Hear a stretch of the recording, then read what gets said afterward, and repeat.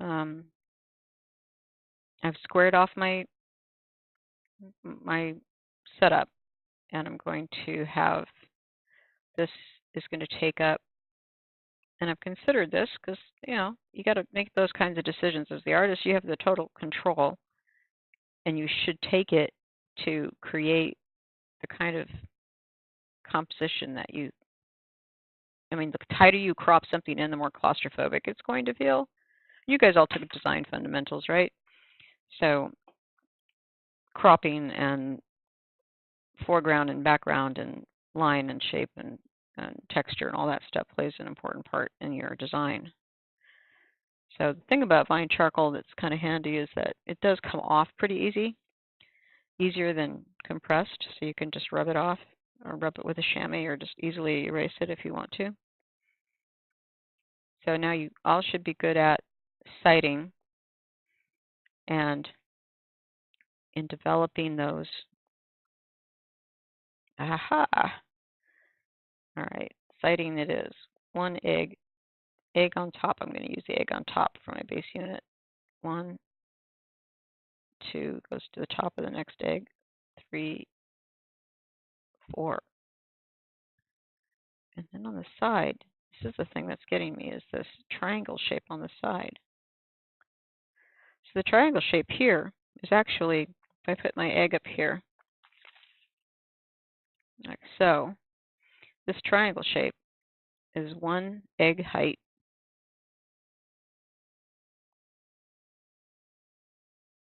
and a half of an egg height high. So that means that this has to come so and like so.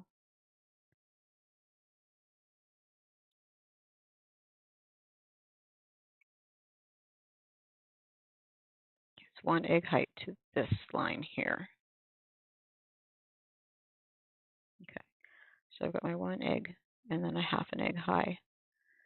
And this angle is almost vertical, but not quite. And this angle is vertical. And I measured 4 egg widths down the top. So that's 1, 2, 3, 4. So you have 4 egg widths. 1 width goes to the top of the egg inside the box, and then almost to the bottom of the egg inside the box, but not quite. And then to the bottom of the forward corner of the other. I say 4, right? 1, 2, 3. Oh, 3. Okay, so then this is the back line is 1.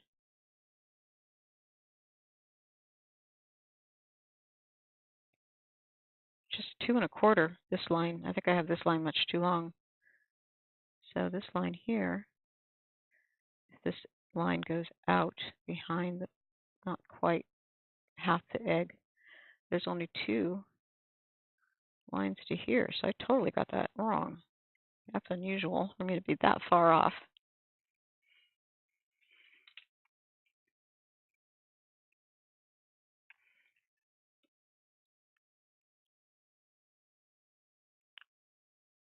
All right, that actually makes more sense though visually once I get it in there.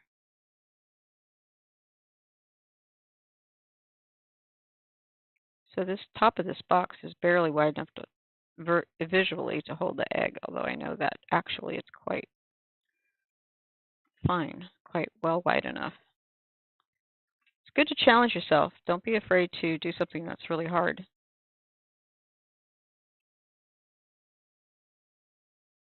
This is really hard.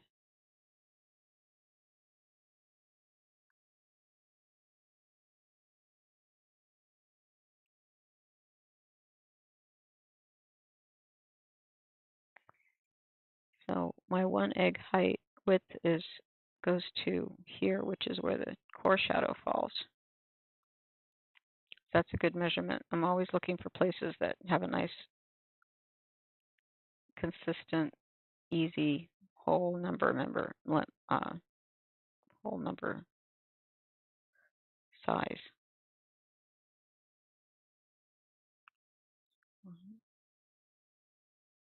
2 eggs width to corner. So we have 1, 2 to the corner. Man, I just do this whole thing just too small. Well, that's okay. I think I was over eager and made it too big to start. I could have made the egg bigger and then everything else would size up to match, but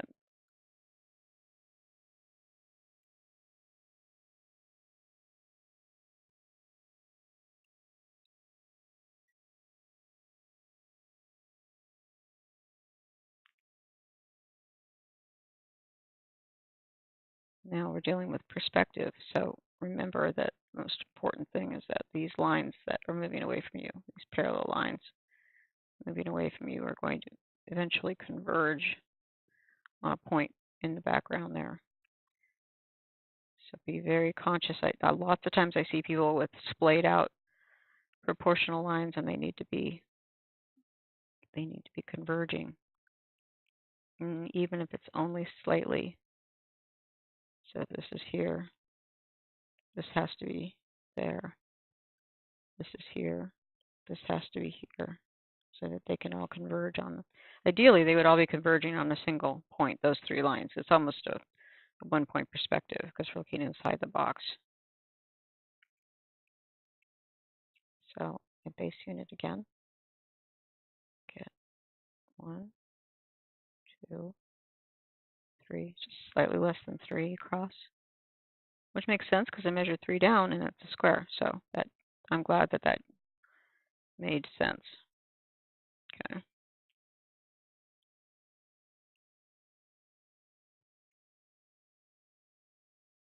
You can draw the whole thing in Vine if you want to, but if you hate Vine as much as I hate Vine, you don't have to.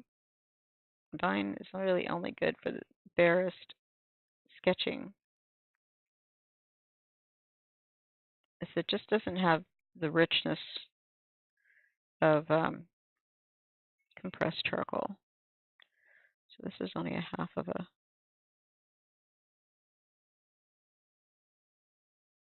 I made it really hard on myself there.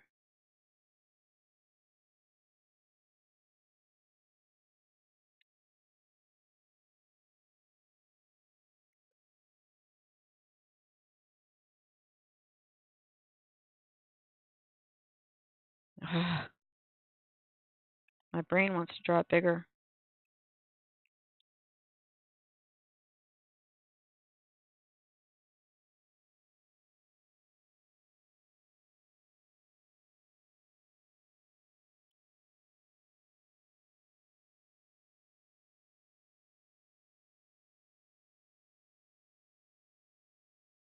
Here's that back corner, so this line should be in line with that back corner.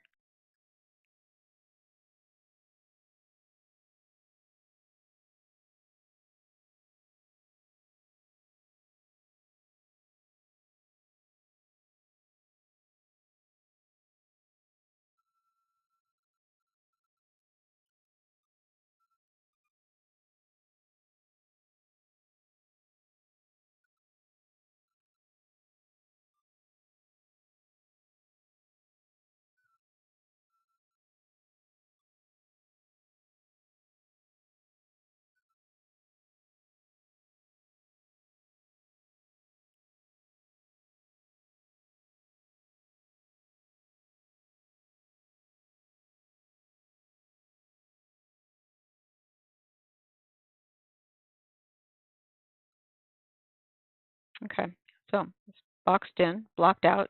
Any questions so far, guys? Okay.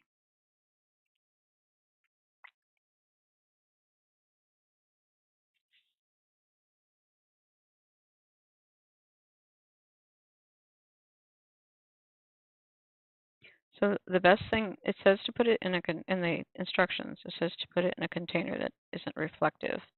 So I used a box. You can make a little nest of napkins or paper towels or something if you don't have a non-reflective container. A cardboard box is fine. You could leave it in the egg carton, but egg cartons are kind of complex. And then see how I'm sketching out all of my shadows first before I go into any shading.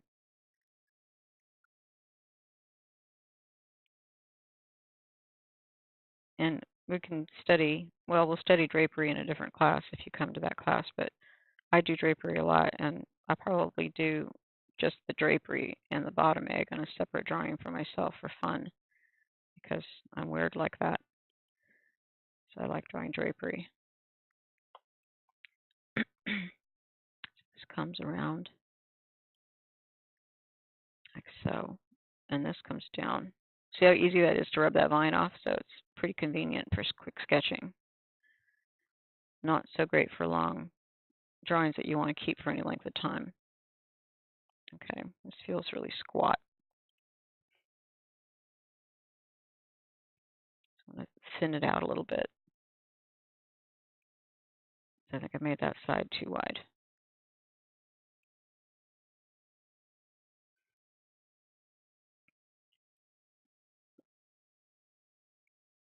And then we've got a shadow, cast shadow here, and a little bit of a cast shadow there, a little cast shadow here, and then a very strange thing going on the inside. We've got lots of light bouncing around. Got the egg goes almost to the corner, but not quite.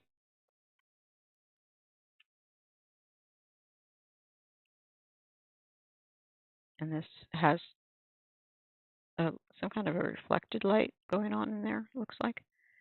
And then we have a little bit, and then a cast shadow from the top of the box, and then a cast shadow on this egg, and then a core shadow, and then a cast shadow on this egg, and a core shadow. And differentiating between the core shadows and the cast shadows are what's going to really bring depth and realism into your objects. Oh, and there's a cast shadow here too. And a core shadow, of course, here. And I'm guessing that's reflected light in the foreground.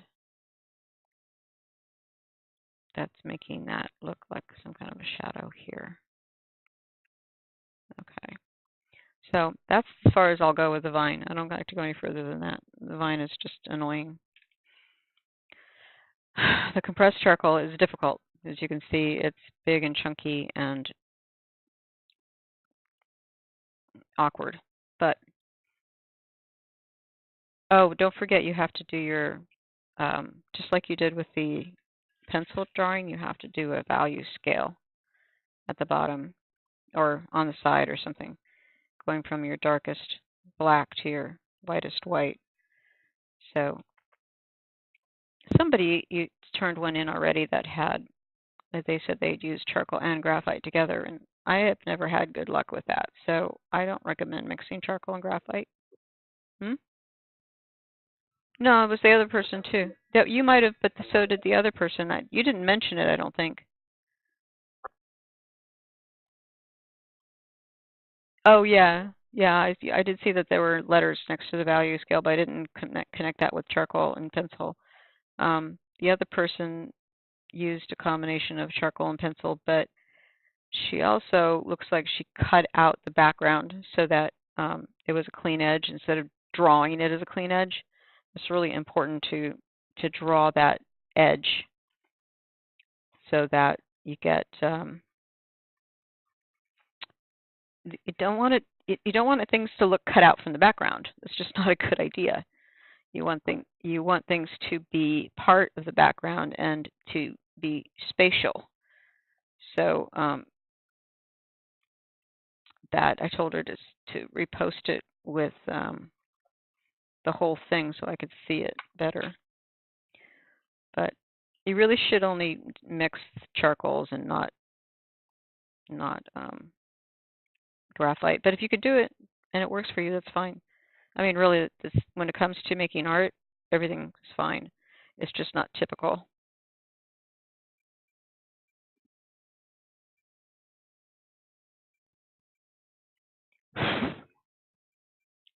A stump?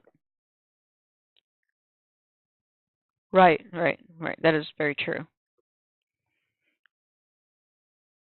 I have a pretty cool book called Drawing Realistic Textures in Pencil and Charcoal. And he has specific techniques designed for working with charcoal and pencil together. And he always puts the charcoal down first because the put the pencil down first, it's too slick and it doesn't stick unless you want that kind of effect. So there's a gradient there. It's a fairly decent gradient.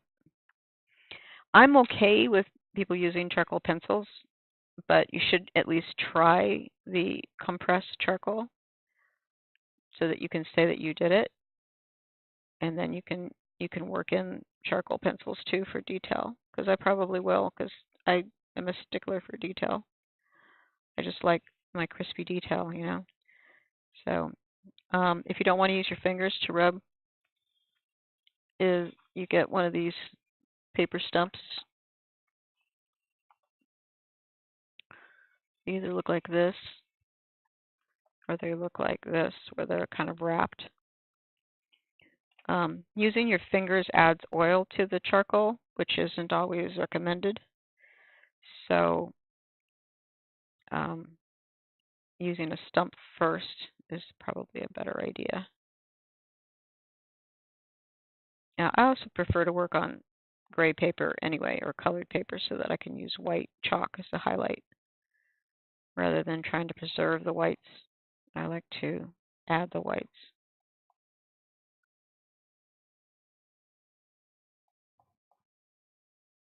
Mhm. It's I think the trick with the white pencil. I always use it to uh, do my initial sketch on the gray paper because it comes off easier than the black pencil does.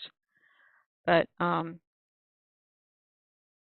you can't really put white over black pencil. It just turns in kind of a muddy gray. I mean, you can, but you get a muddy gray. So you want to make sure that the white pencil goes straight onto the paper. And you can get white compressed charcoal too. So that yeah, so you can use that, and that's even more. And then lately, I've been doing these little portraits, and I go in there with a bit of white acrylic paint to really hit the really shiny highlights, like in the eyes and stuff. So I still believe that you should. What's nice about the compressed charcoal is you can turn it sideways and cover more ground if you have a large fill that you have to do, and then go back and work it. But I also strongly encourage working over the whole still life as evenly as you can so that you're not overworking certain areas or getting the values out of control before you get to that. Like this here is going to be blackest black right here. So if I have something that I want that's blacker than this black area, I'm kind of hosed. So I want to be careful not to over blacken this part because it's not as black.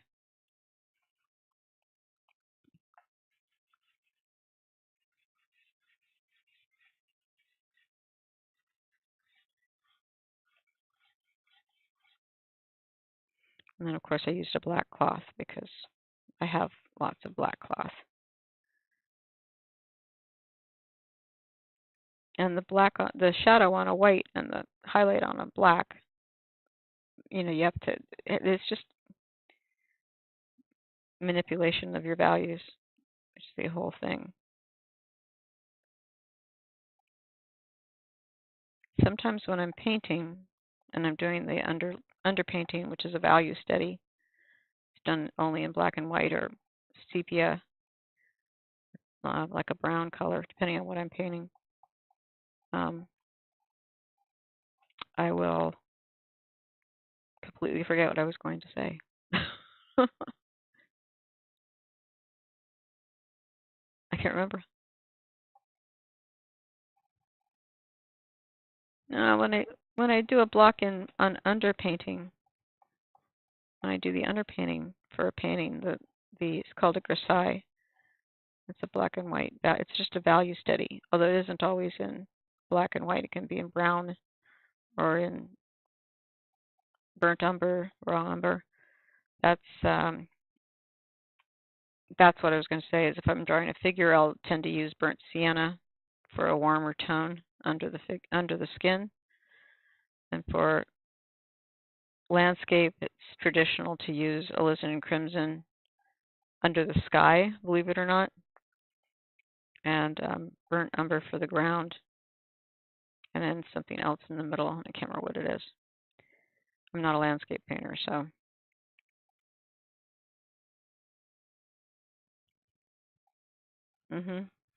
Yeah. Yeah. Yep. Just thinner and burnt umber, raw umber, and burnt sienna. Some one color and thinner, right, to do the value study. But yeah, and you cover the whole ground so that it's even. And I also start on a colored ground. I never paint on a white canvas. I always tone it down to a gray, usually a gray. Sometimes I go to black. Sometimes I go to burnt sienna. Some people recommend using like an olive green as a base when you're doing skin because skin can have tones of green. Skin has every color under the rainbow. It's crazy. And you can make all colors of human skin with only the Old Master palette. The 12, I think there are 12 earth colors: burnt umber, raw umber, burnt sienna, raw sienna, yellow ochre, alizarin crimson, um, ivory black, titanium white, and I don't even think ultramarine is in there. Hansa yellow and vermilion or brick red or English red, one of those reds, brick kind of red. You can get all the colors of all human skin with that same palette. It's crazy. From the whitest white person to the blackest black person and all the various shades in between.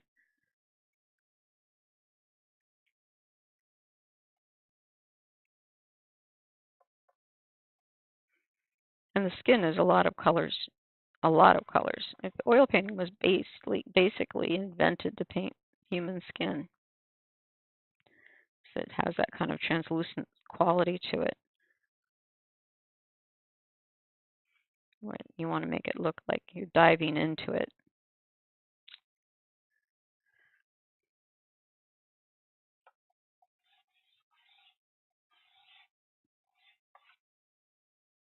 It's a little extreme. And I wouldn't leave it like this. This is just a fill to get the values in there. This is the mid-tone, and then this is going to be darker. So I have to keep developing the various values until everything is in balance.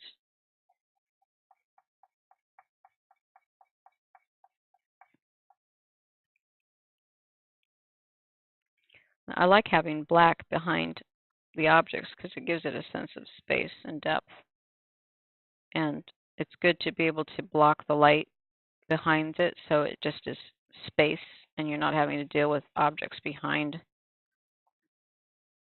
your objects in your still life. So this is just one way to work with charcoal. Not everybody works this way, but this is how I work with it when I have to use the compressed charcoal. I like to eliminate the mark, but sometimes the mark is part of the work. So if the mark is intentionally showing because you want that feel, then that needs to be a conscious decision.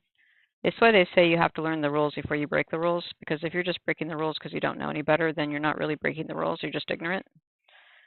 So if you know that if you leave a mark, you're going to make a certain kind of a statement with your work. So it's better that you do it on purpose with conscious intent so that you're in control because you're the artist, right? You're the creator. As long as you're the creator, you should be in control of all the creative aspects. All right, so when you get down to the details with the compressed, you just have to keep turning it to get an edge.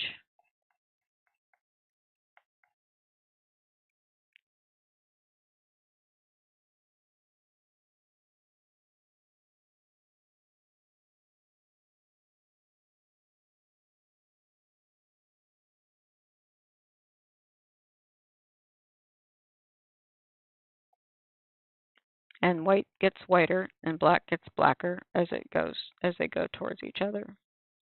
So you increase the contrast if you want something to move forward, and decrease the contrast when you want something to move backwards or into space.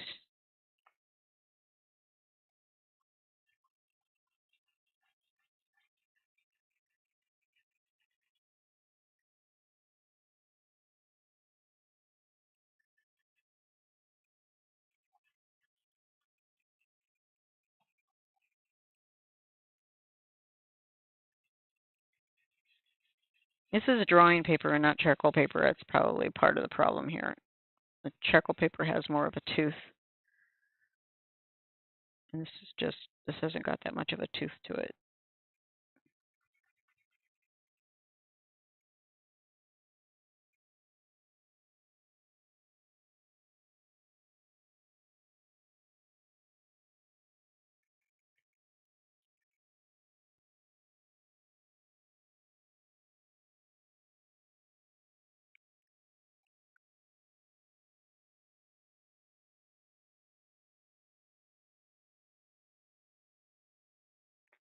I don't know if you looked at the feedback on your thing, Todd. I really knocked down that line you had on the horizon so that because it was popping forward, it was pulling forward because it was so much contrast. So by knock by knocking, oh yeah, you saw the drawing?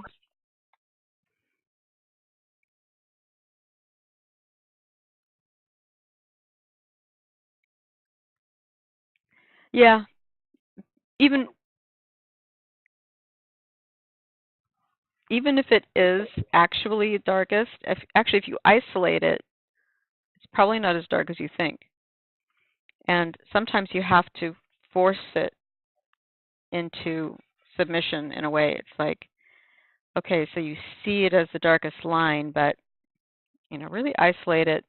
You could take a board and cut two little holes and line it up and see comparison-wise how dark that line really is. It's probably not as dark as you think. It's just by juxtaposition with the other lines, it seems darker.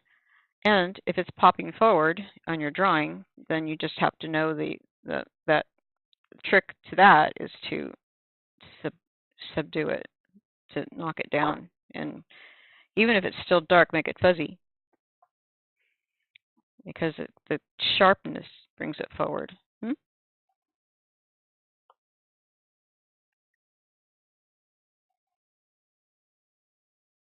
Right. But it's the edge of the table.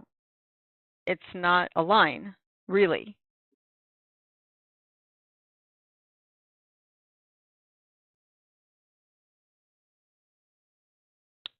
So the wall was right up against the wall was against the paper they were touching. Okay. Yeah. But it's like when we draw faces next week, the only line you'll really have is the line between the lips because they're two things that are pressed closely together.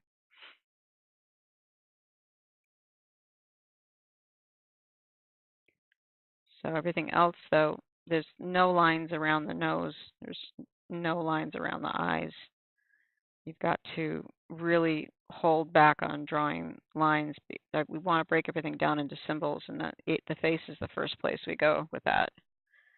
And then, of course, you can't get a realistic face if everything's outlined because it just turns into a flat cartoon.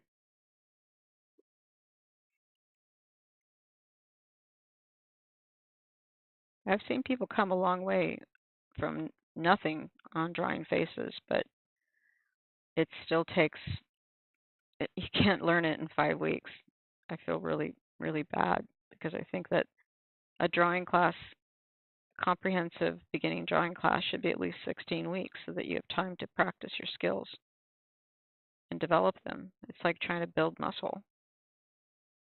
So it's and there's a lot of time. We've often talked in the faculty about lengthening the class to 11 weeks at least, but they don't want to stretch out the program for a drawing class.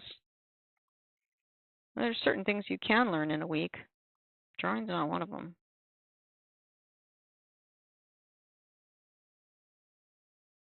Yeah. But drawing isn't as respected as some other skill sets, even though I think it's one of the most important things you can do. It increases your ability to be creative on all levels, not just on drawing, but on how you think and how you approach things. Like that rapid viz book, makes you think differently. You think in pictures is different.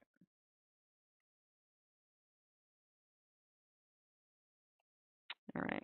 So I'm getting to the point where I'm really struggling with the material. And that's my own fault because I don't use it enough.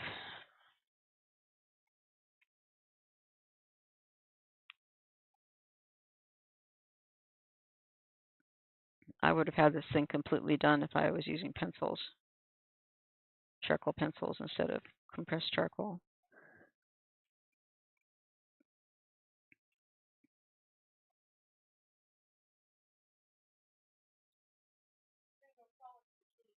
Oh, you going to be okay walking in the dark, in the rain?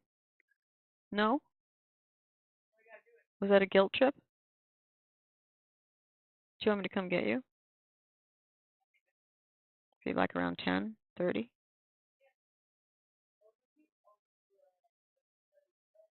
All right, that sounds good. Okay.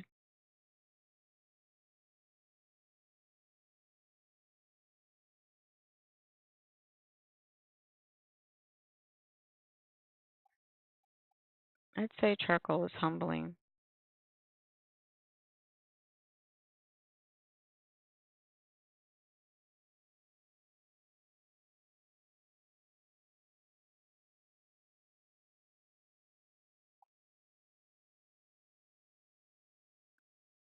I've got just about as much as I can stand with it, though I'm going to have to switch to pencil.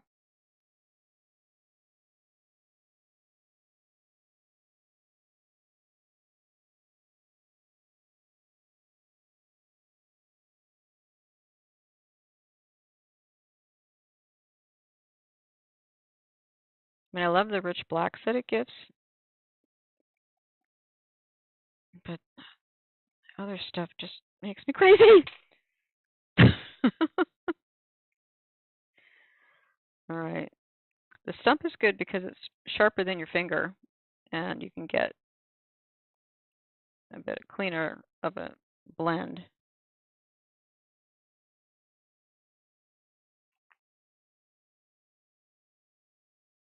Oh, this is a shadow.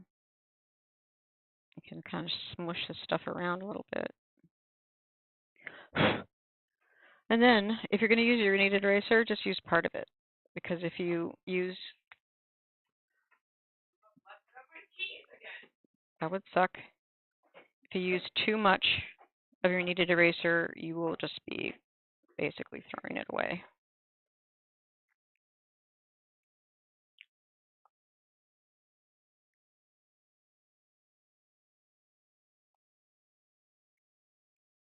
So this is a cast shadow. So I'm going to try to make that edge sharp. And this is a form shadow, so I want to make that edge soft here. And then we have some reflected light in here.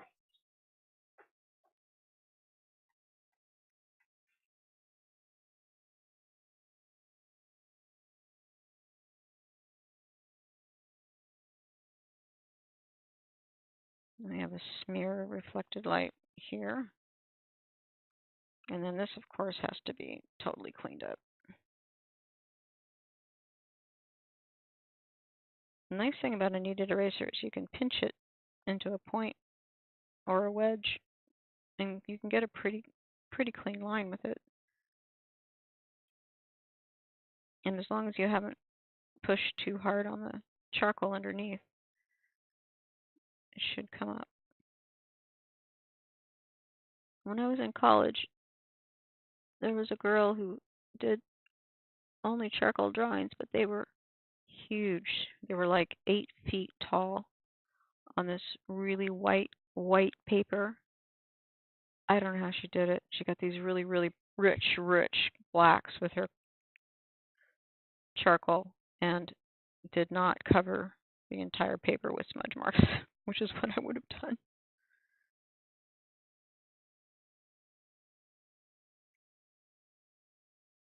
I still don't know how she did it. She might have been using powdered charcoal and a brush or something, or some kind of a burnishing tool.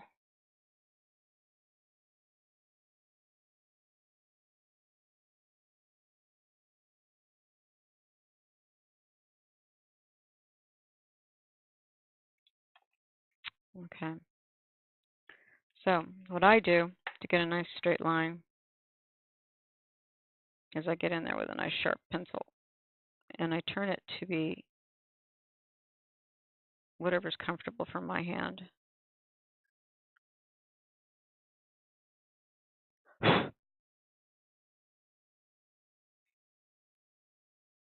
So this leading edge of the box needs to be the crispest because it's the one that's in the most foreground.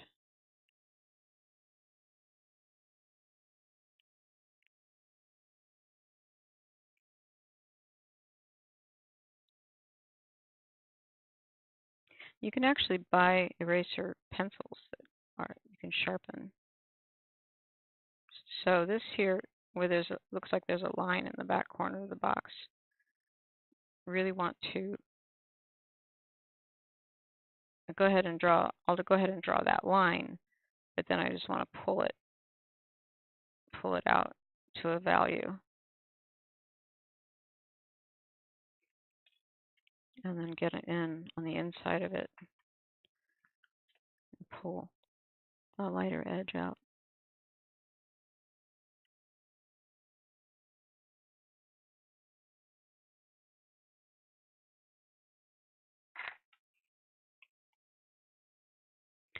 So sometimes you might go back and forth on a particular edge, just trying to get it perfect.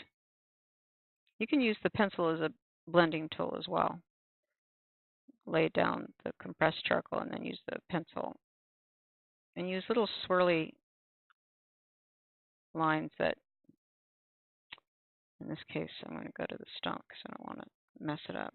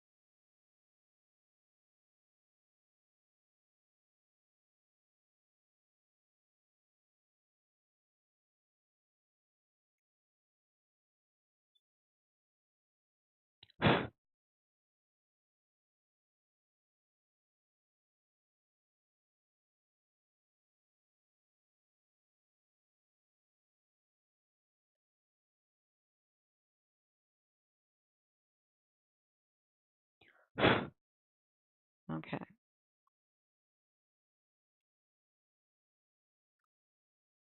Now this, I might actually would want to use a vine charcoal on this edge because I don't want that to be very strong.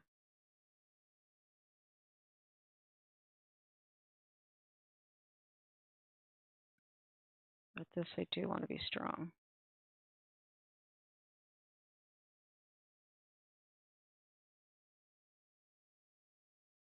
And then this is going to have to be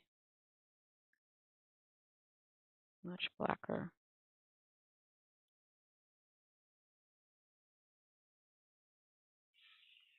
So now I'm getting some sense of depth with the levels of contrast.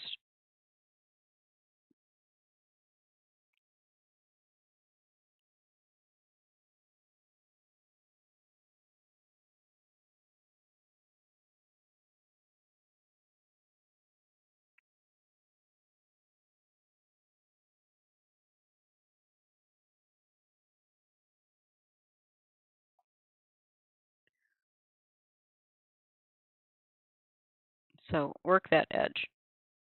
Make that edge crisp where it's necessary and soft where it needs to move through space.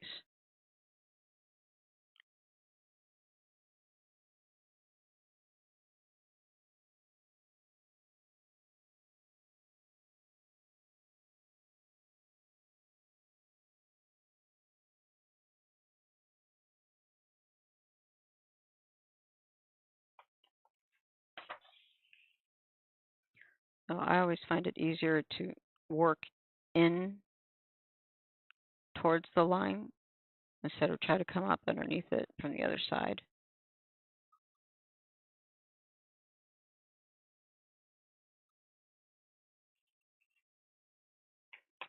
So especially for stuff like this, I'll end up going back and forth a lot.